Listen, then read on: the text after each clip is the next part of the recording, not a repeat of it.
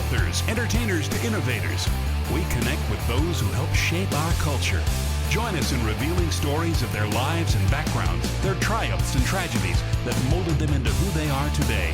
Authentically off-script and personally illuminating, this is Audibles with Jason Scarborough. This week on Audibles, Reggie Collier. So May 14th, 1961, that's when we start your story down in Biloxi. So what was it like for Reggie Collier growing up there in Biloxi? It was different. Mm-hmm. It was different. Born in Biloxi. Went to live with my grandparents when I was 6 because my parents divorced at that time. Grandfather, Bishop Nance, Robert Nance, was a Pentecostal bishop in Church of God in Christ. So we spent a lot of time in church. We spent an awful lot of time in church, my brother, Tommy, and myself. But yeah, it was not a bad childhood, not at all, but different. I've heard you talk about he was an old school Pentecostal bishop. So help us understand what old school means. Old school for my grandfather, if it was not didn't fit the context of the Bible, he didn't do it. And that goes for a host of things. How do you celebrate? There was no celebration of Halloween. Because you think of the concept of Halloween with ghosts, ghouls, and things of that nature. No, that was not celebrated in our house. Christmas was a different version. The commercialization of Christmas wasn't celebrated in our house. Of course, we celebrated the birth of Christ. We did that, but other aspects of Christmas that we didn't do. So extracurricular activities, school dances, going to the movies, things of that nature we did not do. Sports also fit into that. So my brother and I, even though we would sneak out and try to play, he'd eventually find out and come get us off the practice field or whatever. So we might have played 1 or 2 games, but after that, the word would get out that we were playing, and he'd come get us, and we went through all of that. But my grandfather, I loved him. My grandmother also, and I have a ton of respect for him, even though I didn't agree with a lot of the things he did and how he handled it with my brother and I have a ton of respect for him because of the fact that's what he believed in. And he didn't let anyone sway his thoughts or his convictions of what he believed in and how he felt was right for us. So, I can appreciate that. I've heard you talk about you and your brother, Tommy. Yeah. Like you just said, you guys sneaking in, playing sports. Obviously, you were a great athlete. Your brother played sports. Where do you think you guys trace back your athletic ability to? Your dad? My dad, Thomas Collier, he was from Jacksonville, Florida. And I actually think how true the story is, he and Bob Hayes played together. I've always heard my dad was a great athlete. When we were growing up, he played baseball, mainly baseball. So we would go to some of them semi-pro baseball games, and my father was in the military,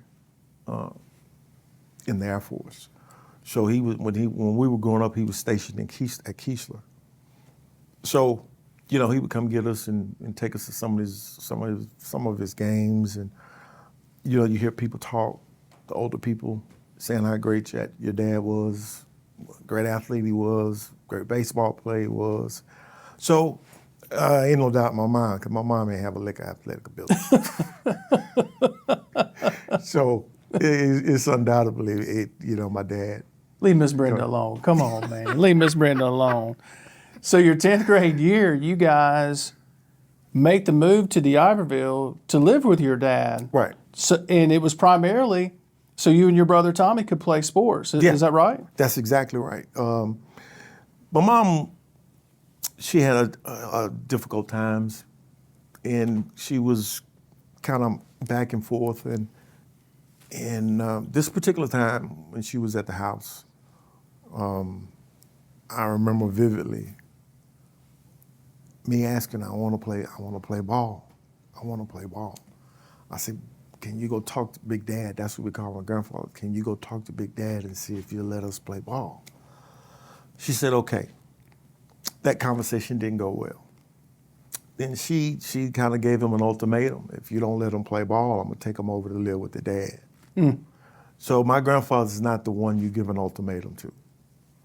So even if he was considering it, by giving an ultimatum, which a lot of us will do, you know, we're just not going to do it. And he put his foot down and said, no, it's not going to happen. So we moved over to live with my dad when I was in the 10th grade. And then I think my 10th grade year at D'Iberville, I played basketball. Yeah. And football wasn't your first love. A lot of people, No. you know, obviously knowing your history now, being a great football player here at Right. Southern, people don't stop and remember basketball was your first love, right? Yeah, basketball was my first love. We would spend countless hours playing in the gym, playing in recreation centers, and every chance we get, trying to play basketball. So when I was at D'Iberville, we had D'Iberville, I think my 10th grade year, I didn't get there till September. I wanted to play football, just to participate. But I got there like in September. And of course, with Coach Singleton there, you ain't coming out for football in September. That's just not gonna happen. So I kind of let football go and waited. Wanted to play, but basketball is my love. Played basketball my sophomore year, and then that fall, that spring, following my sophomore year, is when I went out for football. It broke your collarbone. Broke my collarbone. Yeah. It was a rough start. Spring ball, I break my collarbone, and I'm like, because I was skinny as a rail. I'm 6'2", 6'3" at that time. Might have weighed 160 pounds, 170 pounds. I was thin as a rail. And it's, really my first time get acclimated to the team aspect, the thing of football, which is different than playing outside, playing in the yard, playing with your friends, throwing balls in the street. It's different, it's structured. And, it was a learning process, the physical aspect of it. But I broke my collarbone in the spring of my sophomore year, and it didn't deter me though, because I wanted to play, So my mind was made up, I went through the little summer program that Coach had, went through the fall, my junior year, ready to go. And then lo and behold, we start off the year great in football, 3-0, playing Harrison Central at D'Iberville. I break the other collarbone. Oh my gosh. Yeah. And I remember vividly, I'm riding in the ambulance to the hospital because it was a clean break. I heard it pop. And it was like, this is not good. I remember vividly riding in the ambulance to the hospital saying, you know what? Forget football. I'm done. I'm not playing football no more. That's it. And I kind of kept it to myself. I wasn't vocal about it. So basketball season comes around. I'm ready to play basketball. Man, we had a pretty good team. Loving it, just loving it. Then when basketball is over with, then you've got spring football. So the word kind of got out that I had second thoughts about playing football again after two broken collarbones in 6 months. But knowing my dad, how he was, he had the the thought process, if you start something, you finish it, whatever it is. And no quitting going on around here. So I remember Coach had a conversation with me, and he may not remember, asking me, so Reggie, I heard you're not playing football. No, sir, I'll be out there. It wasn't a conversation. It was just a matter of fact that Coach Singleton asked me, was I going to do it? Yeah, Coach. They kind of decided it for you? It did. Yeah. It did. And, you know, I take my hat off to Coach Singleton because obviously he saw something that I didn't see, or he recognized something in reference to football that I didn't see. You know, because he pushed us. He pushed me. And, you know, that following year, which was my senior year, I mean, I think I was a part of one of the best football teams ever played. And definitely at D'Iberville. I mean, we had a great team. We didn't have a lot of oversized kids, but we had a lot of kids with a lot of heart. I mean, they'd run through the brick wall. I mean, with no questions asked. They did whatever needed to be done. They did it plus some more. I had a teammate named Greg Kelly. Greg was a monster. Greg was 6'3" and weighed about 230 in high school. And Greg was a monster. He was demolishing people out there. But anyway, we only had like 35 kids on the team, at that many. And so most of us played both ways, offense and defense. I played safety on defense. And all I did basically on defense was sit back and watch the show, you know. I mean, because they were pretty dominant. I mean, we had 8 shutouts. We had 8 shutouts. We gave up 10 points for the year. 10 points. And those 10 points were my fault because I fumbled, I think, going in. I mean, we were backed up and I fumbled. 2 times, on 2 separate occasions, I fumbled. One time they kicked the field goal, the other time they scored a touchdown. That's just the only time we gave up points that year. And then I remember we had like a little high school bowl system back then. Because at that time, they didn't have the playoffs like they did. Only people who had playoffs were the Big 8 schools, which were the bigger schools, Biloxi, Gulfport, Meridian, Pascagoula, Moss Point. They were the only ones who played for that state championship. So high school teams, once that 10-game season was over with, either you played in a little bowl game that was designated around the area. But at that time, the big bowl was a shrimp bowl in Biloxi, which I grew up going to see, you know, with my dad, going to the shrimp bowl, watching Biloxi play, watching Gulfport play. So a team out of Mobile, or a team from New Orleans, or other parts of the state. And then here I was. I'm playing in the shrimp bowl. You know, we were undefeated, playing against Ocean Springs, who was undefeated. And Ocean Springs had what they would call now a 5-star quarterback. His name was Eddie Hornback. Yeah. Eddie was about 6'4", weighed about 240, playing quarterback, and was running like a freight train. I mean, he signed, just to give you the indication of how good Eddie was coming out of high school, Eddie signed with Notre Dame.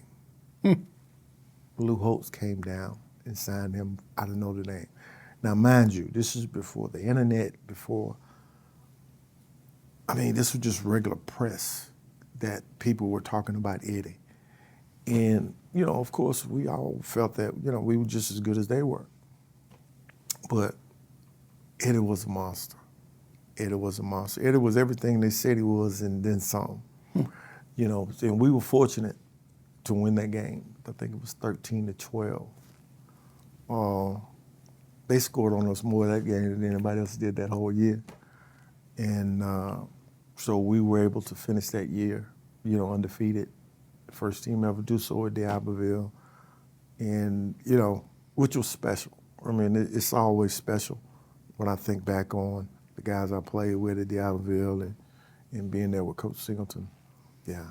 Man, it was real special. Don't go anywhere. Audibles returns in a moment here on the Spirit Media Network.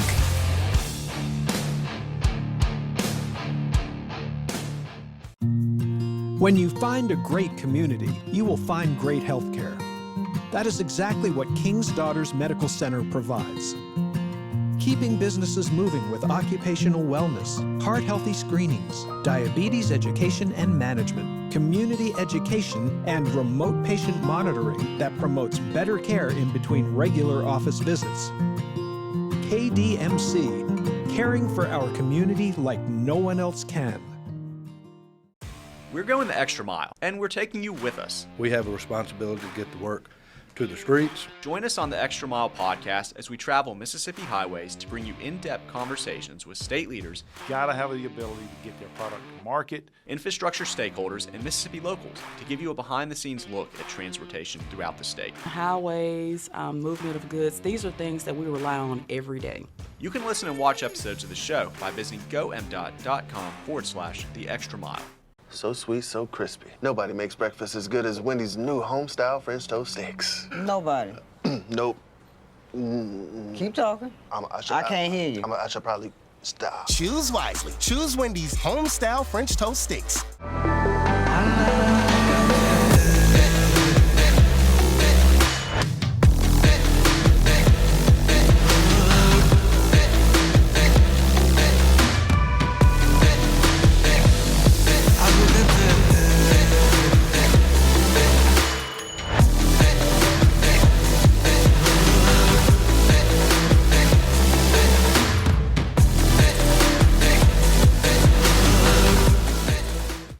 Without the Wendy's app is like a hamburger without the fresh beef. No! Get the app to order ahead, order delivery, earn free food, and get app-exclusive offers.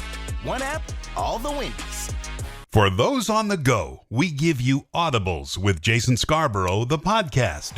What are we listening to? Are we listening to a playlist? Are we listening to a podcast? What a great question. Listen to our intimate interviews with guests on your favorite podcast platforms, including iTunes, Google Play, Amazon Music, Spotify, TuneIn Radio, and so many more. Do you ever look back and say, you know, my life, the story could have ended up differently had it not been for your grandparents? Incredibly different, for sure. Plus, you'll hear behind-the-scenes commentary on each guest, interview preparation, location, and so much more from Jason himself. Do you have a favorite Coach Bowden story that you can share with us? I can tell you this, what you see with Bobby Bowden is what you get. Check out Audibles with Jason Scarborough, the podcast, on any of these popular podcast locations and hit subscribe, download, and enjoy. Now, back to the show.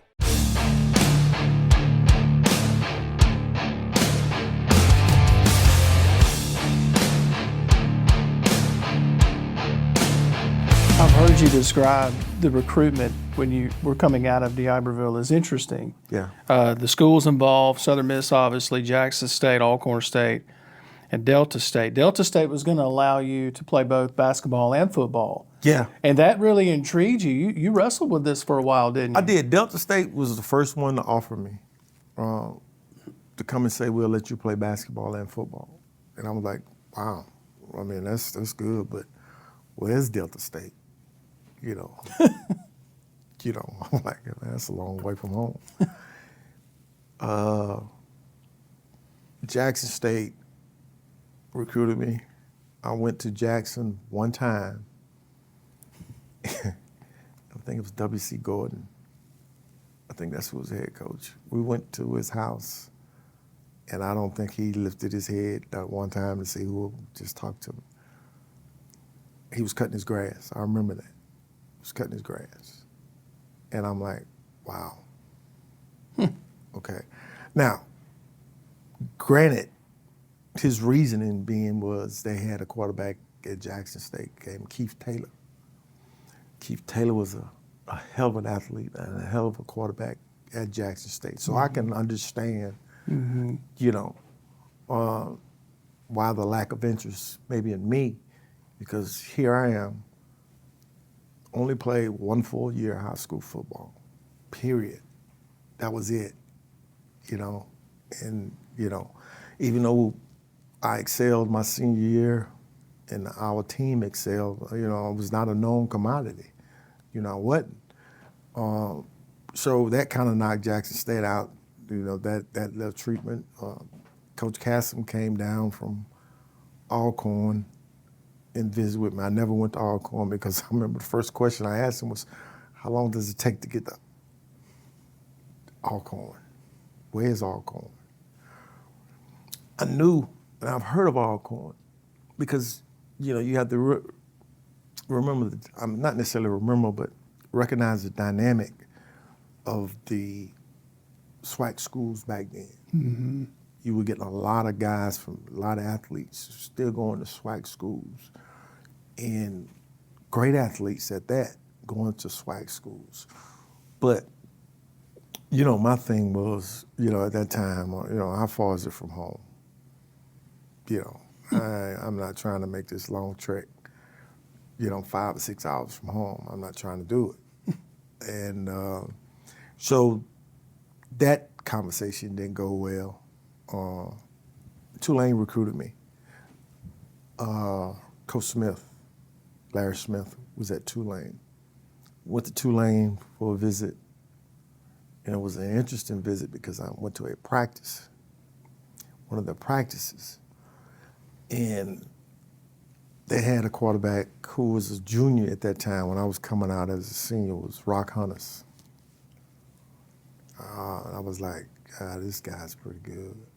And not only was he a hell of a quarterback, he had a guy behind him named Nicky Hall.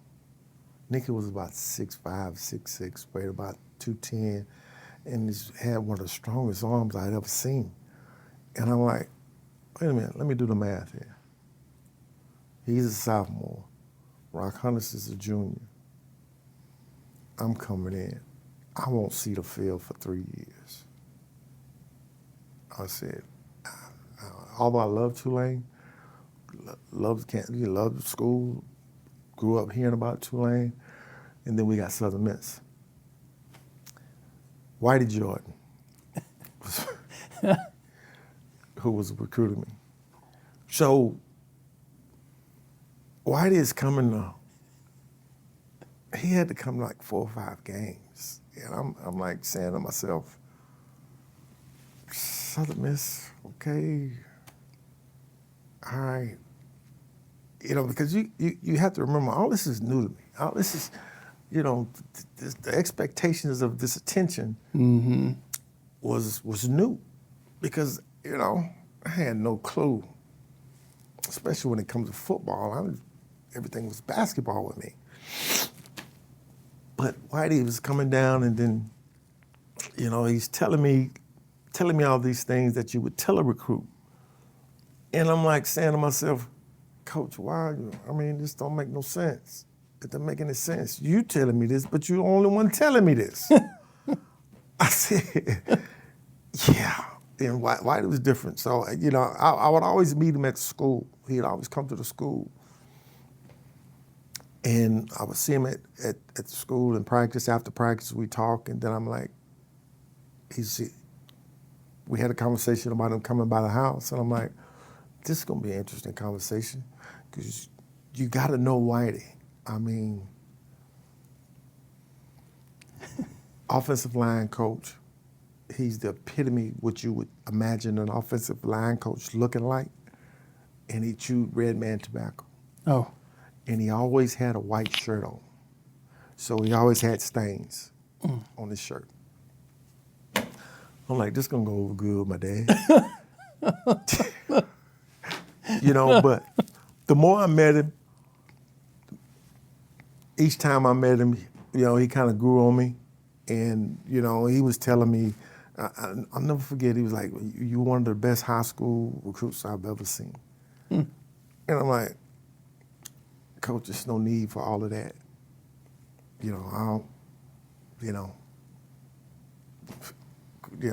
Forgive my language, quit blowing smoke up my ass. You telling me this, but ain't nobody else telling me this. Right. What's up with that?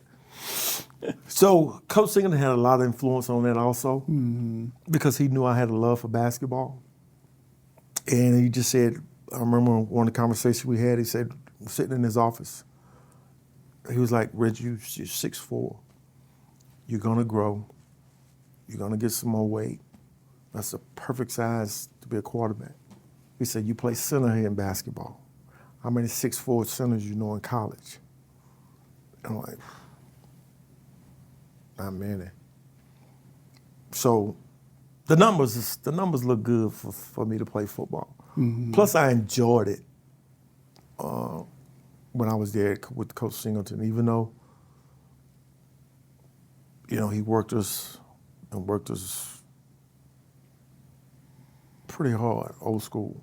But yeah, I enjoyed it. The guys I played with, my teammates, I necessarily didn't know them prior to football.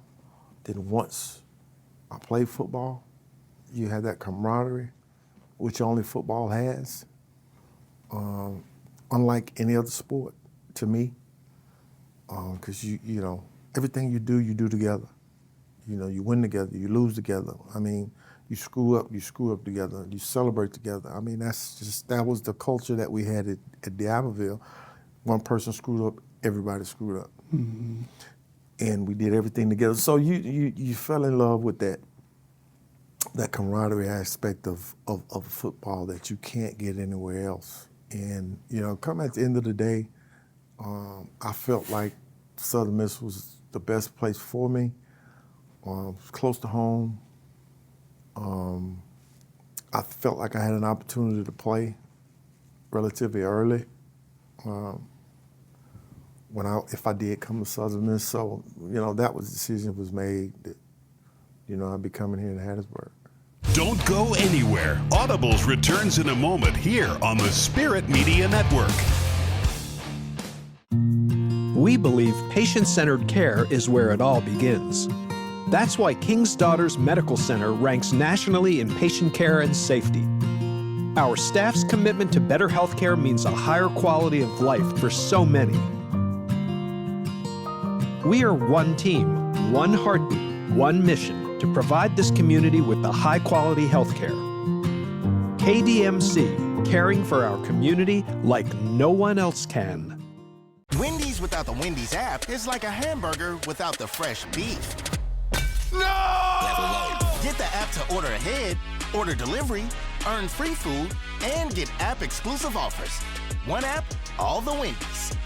Family owned and operated since 1986, Lakeside Molding has become the trusted source of architectural products throughout the South. They offer fine interior architectural moldings, custom millwork, and cabinet doors designed and handcrafted in Flowwood. Their showroom on Lakeland Drive is stocked with today's most sought-after interior details, including corbels, post, fireplace mantles, bath vanities, mirrors, and much more. Tim Shoemaker and his staff work closely to meet client needs for new construction, restoration, and remodeling projects. Lakeside Molding, where details make the difference.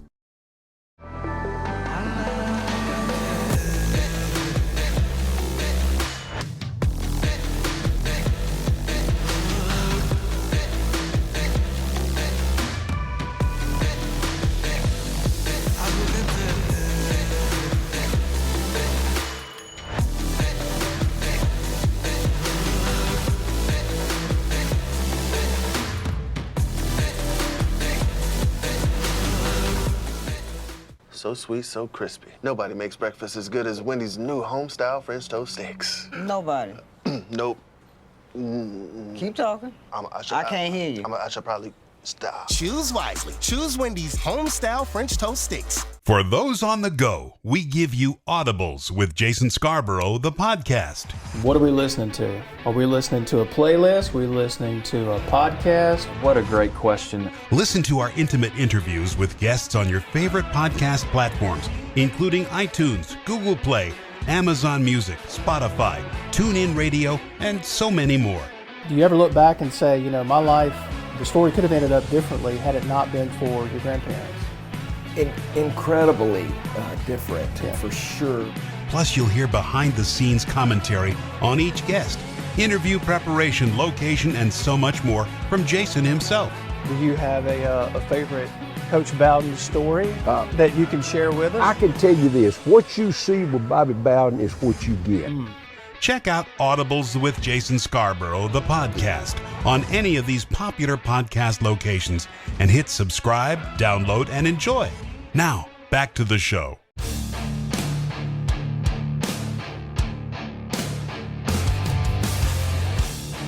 You come in 1979. You're the third string quarterback. Yeah. The second string quarterback gets sick. Yeah. You bump up the depth chart, so you're able to, in that 79 season, to get on the field a little bit for extra points, things like that. And as the season wore on, you were on the field a lot more. Did that make you nervous? Did that give you a little boost of confidence the more and more you got on the field? No, I mean, yeah, of course. Because when we came in, of course, everybody was, when you came in as a freshman, I mean, you were treated as a freshman. There was no such thing as, I can't remember the time I was at Southern Miss that a freshman came in and they moved him where he was first or second team. No, you spent your time on a scout team. And it was myself, David Sellers, and Dane McDaniel in the quarterback rotation in that particular order. I remember it was like a week before the first game. Davey got sick. So Davey was out for maybe a week. I can't remember what the illness he had, but he was sick. He couldn't practice, couldn't do anything for about a week. So during that process, I got moved up to second team. And David was actually holding on the field goal and extra points. So with him being out, I moved up to that position also. So, you know, coming in, my expectations to play right away weren't there because, I'm gonna be honest with you, physically I wasn't there. I mean, mentally, it's an adjustment going from high school ball to college ball because of all the different dynamics. You're in a new place, you're new people. The athletes are bigger, stronger, faster. You're in a new system. I mean, all of these things are going on at the same time. So me coming in, I'm just trying to get adjusted. This is the first time I've been away from home. I mean, not even overnight. I mean, boom, here I am. So you're having to make all of these adjustments. So I'm just kind of taking it day by day. I remember one time I was getting a little frustrated, you know, because as an athlete, you want to play. As a competitor, you want to play. And it didn't last long because Ricky Floyd was my roommate. Ricky would encourage me. So when Davey got sick, then I moved to second team, then everything changes. The whole dynamic changes. So you're no longer on the scout team. You're no longer you're in the meetings, you're participating, you're running the second team, so everything is changing. So when that happened, you know, it kind of shed a whole new light on everything. And then on top of that, you know, that first game of the year was against Florida State in Tallahassee. And I'll never forget that game as long as I live, because number one, I go from playing in front of a crowd that may have 2,000 people to a crowd that's 65,000 people. I'm playing against, you're looking up against Florida State. Number one, I don't think I ever traveled that on a plane before. First time on a plane. You're in Tallahassee, you're at Doak Campbell Stadium, and you're playing against Florida State. And the physical nature of that game, that particular game, was like none I had ever seen in my life up until that point. So I'm in utter amazement the whole game. I'm like, wow, this is ridiculous. And just kind of blown away.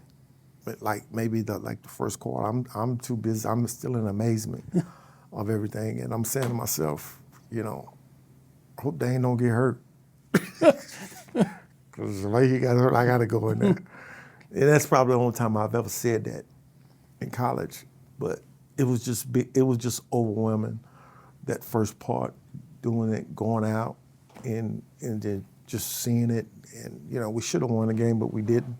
We lost that particular game 17-14. But that kind of set the stage.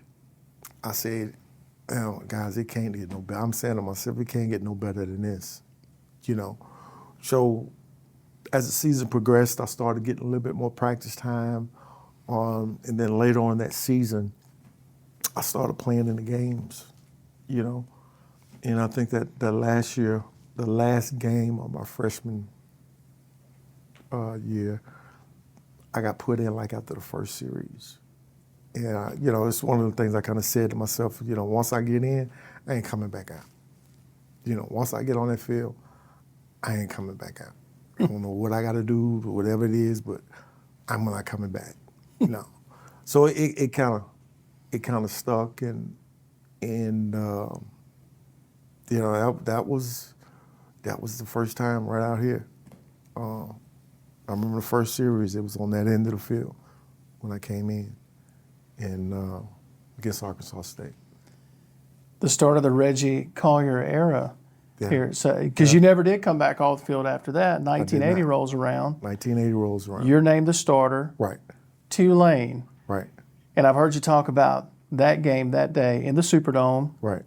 National TV. And it's not like now where you can just pick up the remote and just land on a game by accident. Right. They had like maybe 3 games every week. Every week. And it was the first time Southern Miss had been on TV. Right.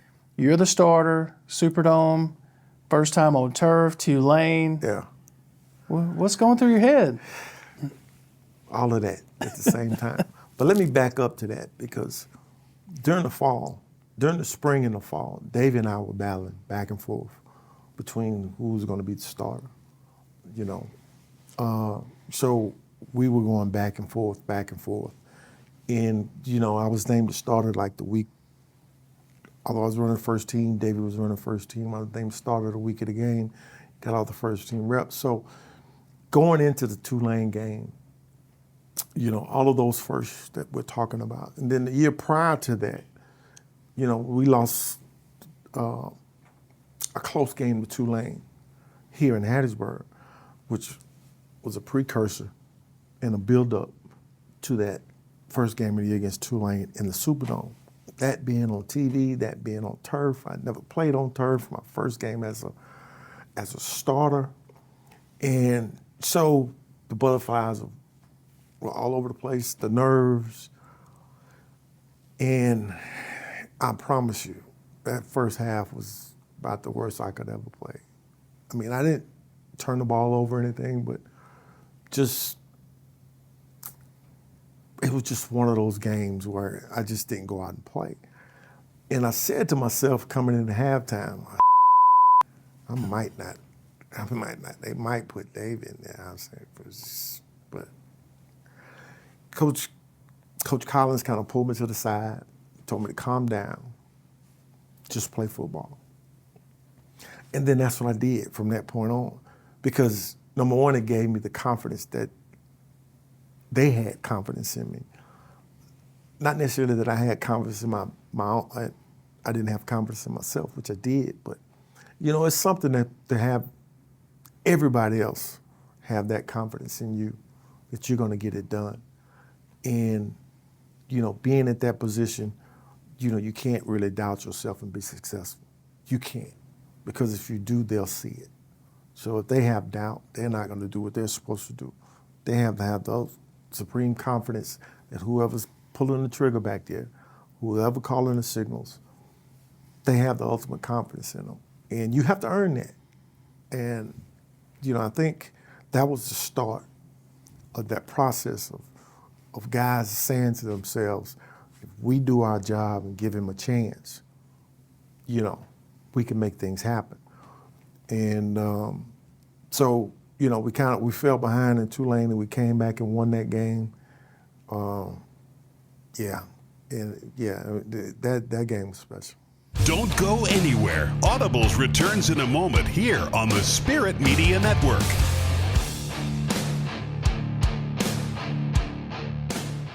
So sweet, so crispy. Nobody makes breakfast as good as Wendy's new home-style French toast sticks. Nobody.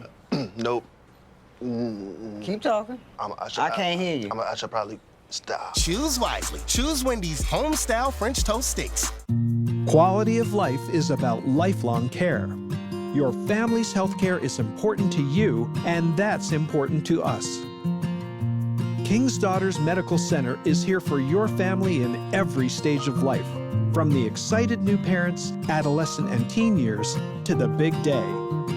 Walking alongside of you in life's journey, living a healthier life.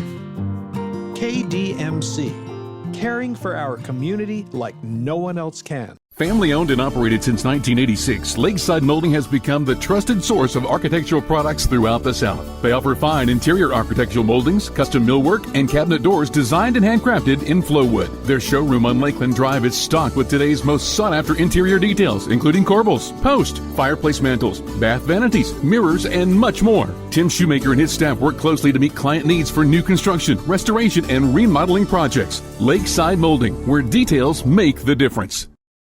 Wendy's without the Wendy's app is like a hamburger without the fresh beef. No! Get the app to order ahead, order delivery, earn free food, and get app-exclusive offers. One app, all the Wendy's.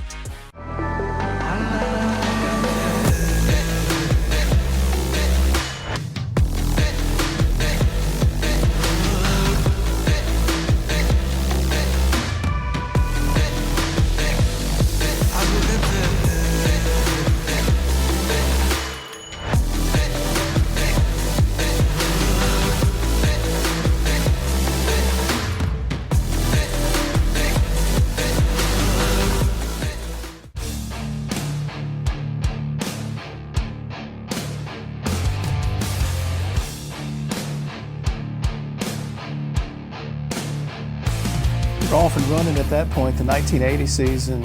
You start out 6-0. Mm-hmm. You beat Ole Miss Yeah. and Mississippi State.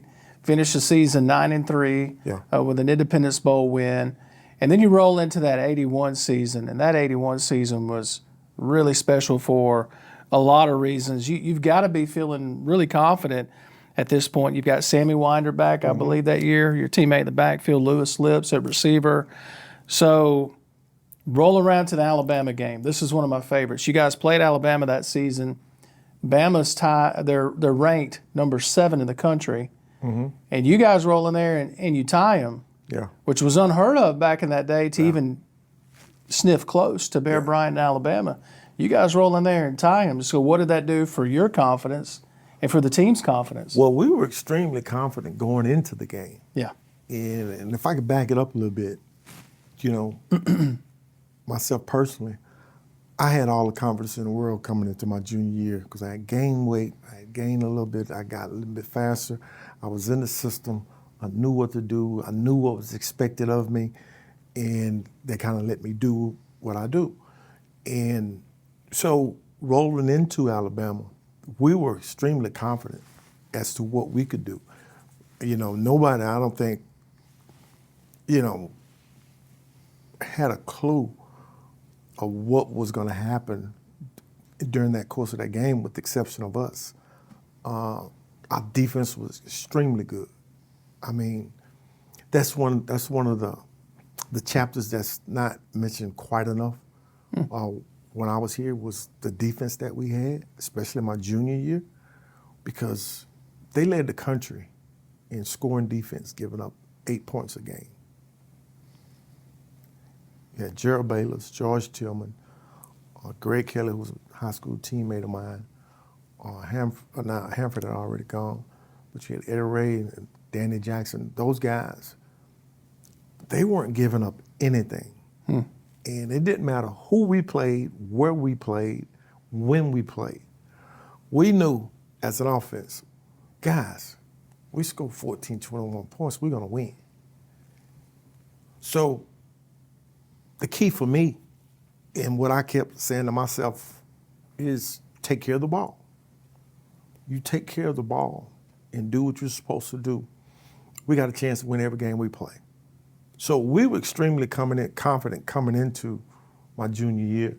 Then we get the rolling, the offense is rolling, the defense is rolling. I mean, everything is clicking. So when we roll into Tuscaloosa, not in Tuscaloosa, it was Birmingham.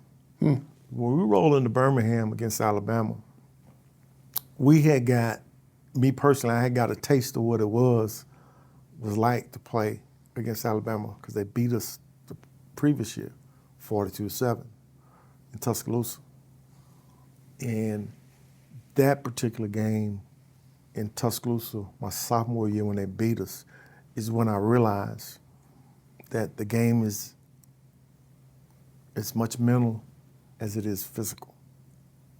Because if you go into a situation like we did, and I look back on it in hindsight after the game, is that got so caught up in who we were playing, who was the coach, Coach Bryant, playing against Alabama. You're already defeated at that point. You just don't know it. You know, 'cause mentally, you're already beat. So as the game progressed, I'm kind of getting off point, but I think I have to go back to that game to kind of let you know the mindset of the game my junior year, my sophomore year. The game is 7-7 at halftime. And I'm saying to myself, man, we could play with these guys. But then again, we started committing mistakes, turnovers, mental mistakes. And then the next thing you know, the game is 42-7. So that game was a learning experience in itself, that first game against Alabama. So when we played them the second time in my junior year, me personally, I just kept saying to myself, we can play with these guys if we do what we're supposed to do. If we do what we're supposed to do, if we play like we can play. And the coaching staff did a great job of getting us prepared. We were mentally prepared. I know I was mentally prepared. And like I said before, everything kind of feeds off of whoever's calling the signals. If you got a guy back there who's extremely confident, and those guys got confidence in you knowing he can make a play, Sammy can make a play, Lewis can make any number of guys. If we do what we're supposed to do, we can win this game. Now, we tied the game. It felt like a win because of who it was and where it was and when it was against Alabama. So that was a defining moment. You know, even though it was a tie, you know, that was a defining moment because of who it was and where it was. Now, also in '81, your junior season, you became the first NCAA D1 quarterback to ever pass for 1,000 yards and rush for 1,000 yards in the same season. So for the kid from Biloxi who had a total of, as you said earlier, 14 total high school games coming in to your recruitment at Southern Miss, then you have that honor. I mean, what do you think when you hear that now? Well, it's special. It's special. I mean, and I think I told you this earlier, I didn't even know it was happening. I mean, I didn't. We were so focused on game that we didn't get caught up in the stats. We didn't get caught up in who scored a touchdown. It really didn't matter who scored a touchdown as long as we scored a touchdown. And I think we had that mindset with everybody that particular year, is that it didn't matter who did it, long as the job got done. And so as the season rolled on and we were rolling, you know, I was just doing what I was supposed to do. And I think it might have been that particular game, the last game, people started talking about it. And I'm like, okay, all right, let's just go win the game. You know, so it wasn't, you know, like it was a goal for that to happen. You know, for me personally, we used to have, they don't have them now, but you know, like Ohio State has those stickers on the helmet. Mm-hmm. We used to have a big board in the locker room, and you would get a sticker for a certain goal that was met. You get a sticker. And I kept saying to myself, I want to be at the top of the list of the stickers, you know, each game. You know, that was my goal. So no matter how, if you grade it out, whether it was, I think it was 90% or above, certain things that you did on a game-to-game basis would earn you a sticker for your helmet. So, believe me, we had a lot of them. And I didn't even win it that year. Greg Kelly won it, my teammate from high school. He came in and he had that, but Yeah, I mean, it just kind of happened, you know, and those things happen when you're successful as a team. If you're successful as a team, then the personal accolades tend to follow. So, you know, what we did my junior year and some of the things I was able to accomplish, I mean, I told you earlier, you know, I had a lot of help. I mean, because we had some athletes on that team, a lot of them you know about and a lot of them you don't know about that you will never hear. I'll give you a prime example. Everybody knows the Sammy. Everybody knows Louis Lips. You know, some names you may not know. It's Gerald Bayless. Gerald Bayless was a monster as a nose guard because nobody could handle Gerald. Gerald would take up the center and both guards on a particular defense, which allowed everybody else to do what they do. Neil Alexander, who was a fullback for us. Neil and I came in as freshmen. Neil never scored a touchdown in the 4 years that we were here together. But you never heard him say anything about it. He didn't complain. And during the course of the time that we were playing with, when I was playing with Neil, when he played fullback, Neil was the consummate teammate. Neil might run the ball once or twice a game, but it didn't matter. I mean, Neil would knock the living crap out of whoever he had to play with. And Neil was one of those guys that you had the ultimate confidence in that he was going to get his block. So I didn't have to worry about what Neil's going to do. I knew what he was going to do. And it was like a lot with a lot of those guys that I played with during the time I was here at Southern Miss. It was, yeah, my name gets mentioned a lot, but it's the guys that you don't know about which allowed me to do what I did. Don't go anywhere. Audibles returns in a moment here on the Spirit Media Network. When you find a great community, you will find great health care. That is exactly what King's Daughters Medical Center provides. Keeping businesses moving with occupational wellness, heart-healthy screenings, diabetes education and management, community education, and remote patient monitoring that promotes better care in between regular office visits. KDMC, caring for our community like no one else can. Wendy's without the Wendy's app is like a hamburger without the fresh beef. No! Get the app to order ahead, order delivery, earn free food, and get app-exclusive offers. One app, all the Wendy's. Family owned and operated since 1986, Lakeside Molding has become the trusted source of architectural products throughout the South. They offer fine interior architectural moldings, custom millwork, and cabinet doors designed and handcrafted in Flowwood. Their showroom on Lakeland Drive is stocked with today's most sought-after interior details, including corbels, post, fireplace mantles, bath vanities, mirrors, and much more. Tim Shoemaker and his staff work closely to meet client needs for new construction, restoration, and remodeling projects. Lakeside Molding, where details make the difference.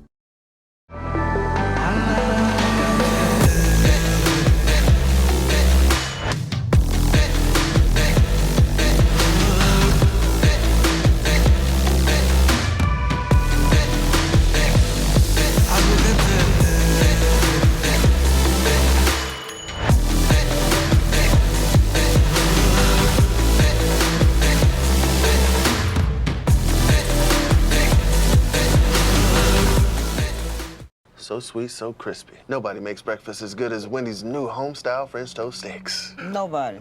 Nope.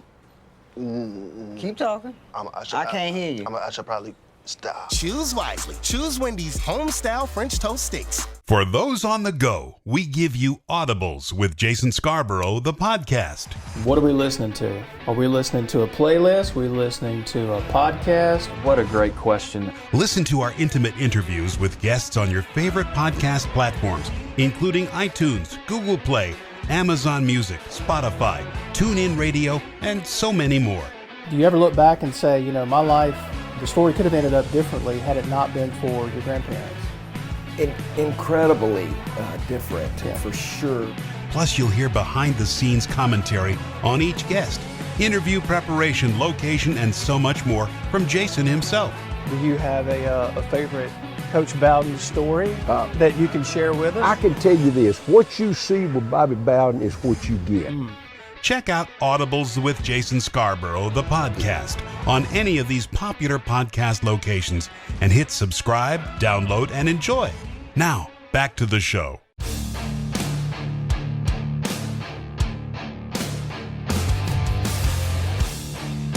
So your senior season rolls around 1982. Bobby Collins leaves. Right. You love Coach Collins, and you were upset about this for a while, if I remember reading and hearing that right. You were not happy with that. No, I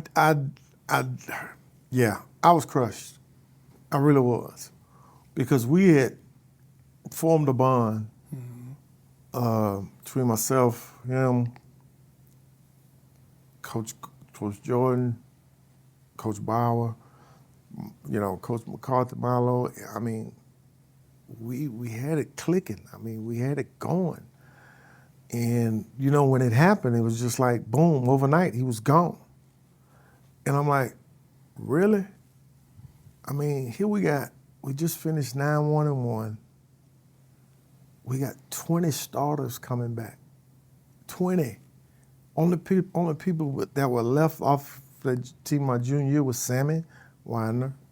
He was, Sam DeJarnette took his place, and Danny Jackson, who was a safety. Everybody else was coming back. So I'm like, I was upset. I really was. I mean, I felt like I got kicked in the stomach. I really did. But I get it. An opportunity presented itself with him, but I don't know. It just wasn't a good feeling. It was kind of bumpy there for a while because Keith Daniels had changed your offense. Yeah. And you had gone to him, and in a rare kind of sequence, if you think about it, in nowadays, and talked to him about going back to the offense that you guys have been accustomed to running. Right. And it was almost like it was just in time for you guys rolling in to play Alabama again. So here we are. I mean, our schedule was a tough schedule my senior year. We played Auburn, Alabama, Ole Miss State, Florida State. And with the exception of Alabama, all of it was in the first part of the year. So our offense was a triple read offense. So when Coach Daniels came in, he made his adjustments where we were taking the read out. So it didn't take people long to figure out they're not reading it anymore. So it was different. Things just weren't happening. And I remember having a conversation with Coach Daniels, and I take my hat off to Coach Daniels because, I loved him too. I mean, he was great. I said, Coach, why can't we just go back to doing what we did last year? I mean, we got the same guys. So if we go back, it won't be a huge adjustment. And we did. And we started going back to reading the triple option. And things got to rolling. I mean, we started 1-4. We lost a close game to Auburn. We lost a close game to Ole Miss, and we lost a close game to Florida State. So we started 1-3, and which was difficult in itself. But those guys, they had a lot of pride in what they do and how they did it, and we fought back. Up to that Alabama game you're talking about. Alabama had won 57 in a row Yeah. at home, and this was Bear Bryant's last season. Yeah. So you guys beat Alabama, snapped that winning streak, beat Bear Bryant on their field, his last season. Yeah. What was that day like for you?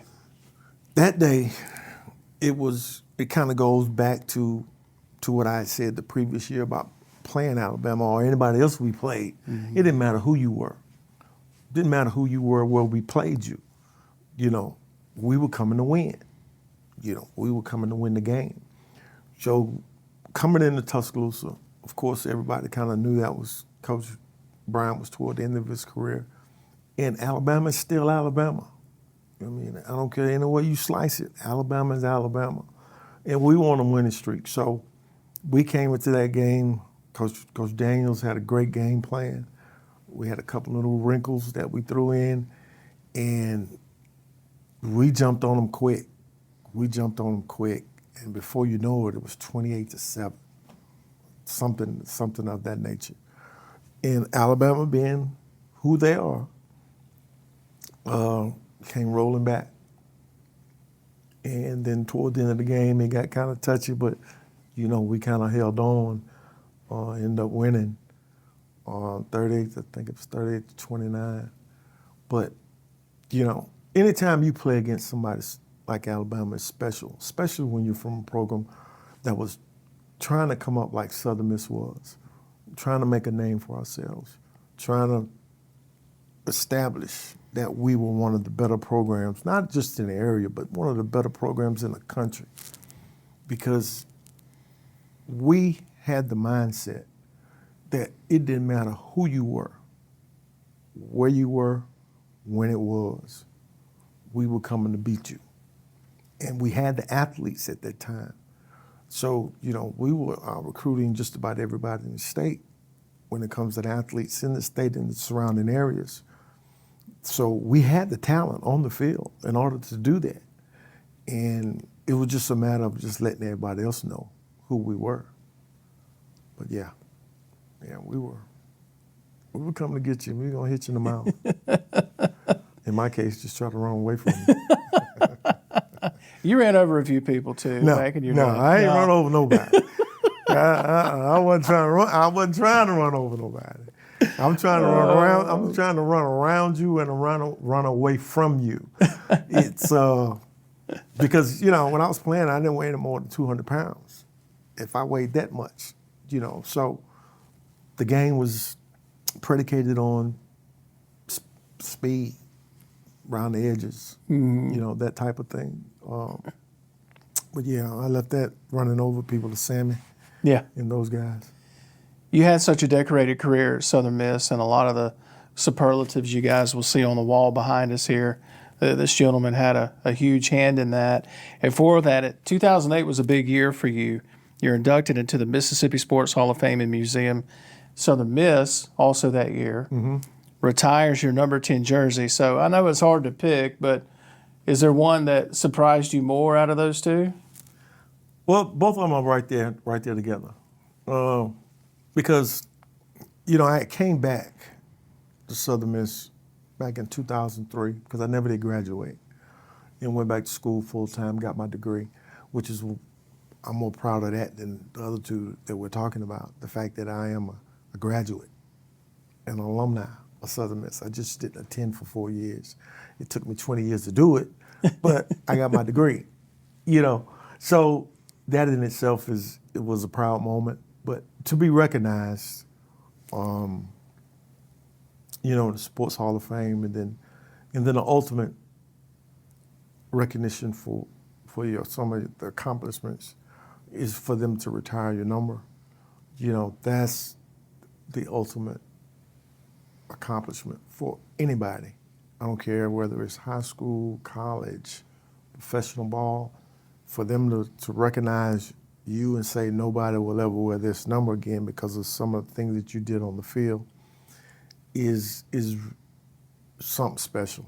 It really is. But, I'm going to be honest with you. I think I've told you this in previous conversations, is that I still wouldn't have been able to do that without some of those guys on that field, because football is a consummate team sport. Mm-hmm. It really is, because if one part breaks down, nothing works. So you got 11 parts on the field at any particular time. If one of those things if one part breaks down, nothing works. Nothing. So for me, as a quarterback, all those guys did their jobs over the course of those years, 3 or 4 years, the 4 years I was here in Hattiesburg, which allowed me to do what I did and, it's a testament to them. Everybody was a part of that, the coaching staff, a lot of my teammates, all my teammates, when they see, if they ever come to the stadium and they see my name up there, they should know that they had a lot to do with my name being up there. So, you know, it's the ultimate compliment, you know, for them to say, hey, you know, nobody will ever wear this number again because of what you did and the things that you were a part of while I was here, because I was a part of something that was special here at Southern Miss, and I really mean that when I say I was a part of it, because we as a team accomplished a lot of firsts. First team never be ranked, first team never go to a bowl game, first team never be on TV. I mean, we got ranked in the top 10. I mean, that's special. The team accomplishments. I hold them in more higher regard than the individual, because the team things are what really makes it special. I mean, it does, because anything you do for a first time, you never forget. Your first love, your first car, you never forget it. You may have a lot of them afterwards, but that first one, you know, you never forget. And I just happen to be a part of something that Southern Miss alumni, Southern Miss fans, state of Mississippi, that we were part of some of the first that ever happened here at Southern Miss. So I'm more proud of the stuff that we did as a team and the guys I played with than individual things. I mean, they were great. I mean, it's great to be recognized, but, you know, like I said before, football is a consummate team sport. If one part breaks down, nothing works. So, yeah, I'll take my hat off to my teammates. All right, so I'm gonna switch it up on you a little bit. So Yeah. you're plugged in here in the community in Hattiesburg, a city that you love and they love you back. And so you're active here, work at a local bank. Yes. Doing business development. You're more than welcome to plug them if you want to. Yeah. I work for First Bank. Yeah. Our main office is in Macomb. Established in 1895. Been a family-owned bank since that time. We have 2 branches here in Hattiesburg. I've been at the bank for 7 years, business development. So, and I enjoy what I do. And most of all, I enjoy doing it here in Hattiesburg. Because, you know, like you said before, the people here in Hattiesburg are great. The community is great. I mean, there's no better place for me than here in Hattiesburg. My final question for you.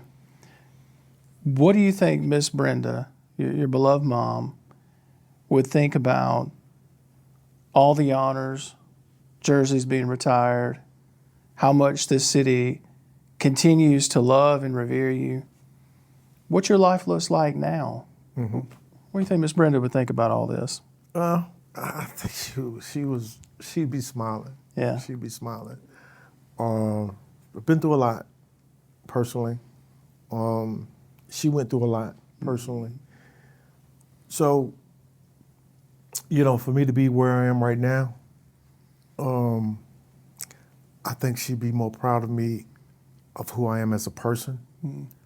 The athletic stuff, all the accolades are great.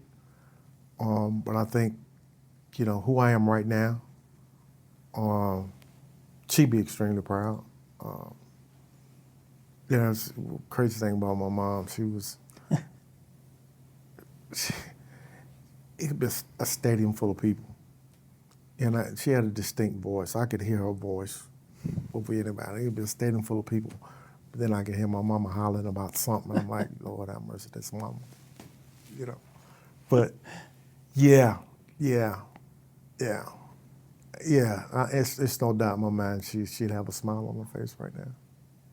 I'm glad you did this. This is an interview I've wanted to do for a long time. My good friend Rick Cleveland. Yeah. You're the best football player in the history of Southern Miss.